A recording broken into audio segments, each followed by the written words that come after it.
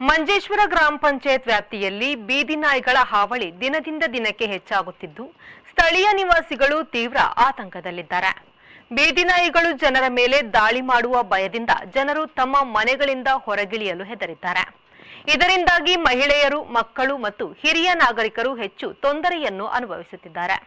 ಕಳೆದ 2 ದಿನಗಳ ಹಿಂದೆ 2ನೇ ವಾರ್ಡ್ ತೂಮಿನಾಡಿನಲ್ಲಿ ಕರ್ನಾಟಕದಿಂದ ದ್ವಿಚಕ್ರ ವಾಹನದಲ್ಲಿ ಬಂದ ಬ್ಯಾಂಕ್ ಪಿಗ್ಮಿ ಸಂಗ್ರಹಗಾರನ ಮೇಲೆ ಜನರ ಕಣ್ಣ ಮುಂದೆಯೇ ನಾಯಿ ಪಡೆಗಳು ದಾಳಿ ನಡೆಸಿ ಗಂಭೀರ ಗಾಯಗೊಳಿಸಿವೆ.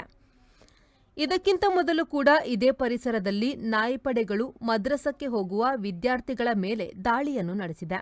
ಬೀದಿ ನಾಯಿಗಳನ್ನು ನಿಯಂತ್ರಣಗೊಳಿಸಬೇಕಾದ ಸಂಬಂಧಪಟ್ಟವರು ಇತ್ತ ಕಡೆ ತಿರುಗಿಯೂ ನೋಡುವುದಿಲ್ಲವೆಂದು ಸ್ಥಳೀಯರು ആരോപിಸುತ್ತಿದ್ದಾರೆ. മഞ്ചേശ്വര ഗ്രാമപഞ്ചായത്തിൻ്റെ 2ാം വാർഡ്, അതുപോലെ പഞ്ചായത്തിലുള്ള എല്ലാ വാർഡുകളിലും വല്ലാത്ത നായിൻ്റെ പ്രോബ്ലമായി. ഇവിടെ ഇപ്പോൾ നമ്മുടെ തൂമിനാട് 2ാം വാർഡിൽ വെച്ചൊക്കെ ഹൈസ്കൂളുള്ളൂ, ഇവിടേക്കെല്ലാം സ്കൂളിലൊക്കെ വരുന്ന സമയമാണ്. അതുകൊണ്ട് ഇവിടുത്തെ ഈ നായിൻ്റെ പ്രശ്നത്തിൽ അധികാരികൾ ഒരു കണ്ണ് ചിമ്മിയിട്ടുണ്ട് പഞ്ചായത്തിൻ്റെ. ഇതിനെ പറ്റിയിട്ട് ഞങ്ങൾ ഗ്രാമപഞ്ചായത്തിൻ്റെ അധികാരികൾ കണ്ണു തുറക്കണമെന്ന് ഒന്നുകൂടി അറിയിക്കുന്നു. കാരണം മുന്നാമത്തെ ദിവസം ഒരാൾ കാലിലേക്ക് കടിച്ചിട്ട് അവരെ ഗുരുതരമായിട്ട് പരിക്കേറ്റിട്ടുണ്ട്. അദ്ദേഹം ഒരു ബൈക്കിൽ പോകുന്ന സമയത്താണ് ഇത് കടിച്ചത്. അതുകൊണ്ട് ഇവിടെ സ്കൂളിലൊക്കെ വരുന്ന കുട്ടികൾക്കും ജനങ്ങൾക്കും പോകാൻ വല്ലാത്ത പ്രയാസമുണ്ട്.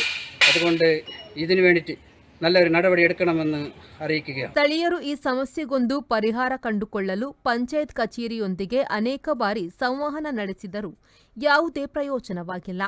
ಅಧಿಕಾರಿಗಳು ಈ ಕುರಿತು ಕ್ರಮ ಕೈಗೊಳ್ಳದ ಹಿನ್ನೆಲೆಯಲ್ಲಿ ಸ್ಥಳೀಯರ ಅಸಮಾಧಾನ ಹೆಚ್ಚುತ್ತಿದೆ. ಈ ಸಮಸ್ಯೆಗೆ ಶೀಘ್ರ ಪರಿಹಾರ ಕಂಡುಹಿಡಿಯದಿದ್ದರೆ ಗ್ರಾಮಸ್ಥರು ದಿಕ್ಕು ತೋಚದೆ ಪಂಚಾಯತ್ ಕಚೇರಿಯ ಮುಂದೆ ಪ್ರತಿಭಟನೆ ನಡೆಸಲು ಮುಂದಾಗಿದ್ದಾರೆ. ರೆಹಮಾನುದ್ದೀನ್ ಅವರ ವಿ4 ನ್ಯೂಸ್ ಮಂಜೇಶ್ವರ.